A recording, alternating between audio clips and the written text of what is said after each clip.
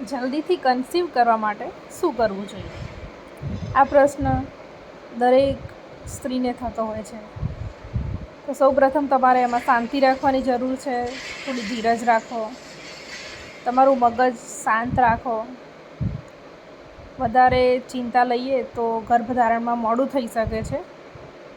એટલા માટે હંમેશા ખુશ રહો. અને હવે હું તમને ડિટેલમાં વાત કરીશ કે જલ્દીથી કન્સીવ કરવું હોય તો શું કરવું જોઈએ. તો તમારા પીરિયડ્સ પત્યાના જે હવે 14 દિવસ હોય છે, તો 14 દિવસની આસપાસ તમારું ઓવ્યુલેશન સ્ટાર્ટ થાય છે.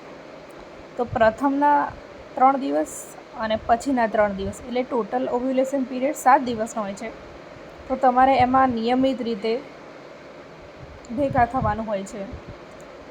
હવે આ ટાઈમે સંભોગ કર્યા પછી તમારે પગ ઊંચા રાખવા જોઈએ અને 15 મિનિટ સુધી બેડ ઉપર ઊંઘ્યા રહેવું જોઈએ, જેથી કરીને સ્પર્મ ઇઝીલી અંદર જતું રહે છે.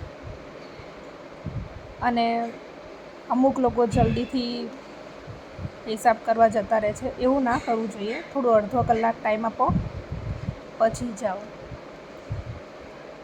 હવે ઓવ્યુલેશન પતે એના પછીનો જે કહેવાય ને કે આપણે મહિને પીરિયડ્સમાં થતા હોઈએ છીએ, તો પીરિયડ્સના પણ 10 દિવસ થાય ને ત્યારે આપણે પ્રેગ્નન્સી ટેસ્ટ કરવો જોઈએ.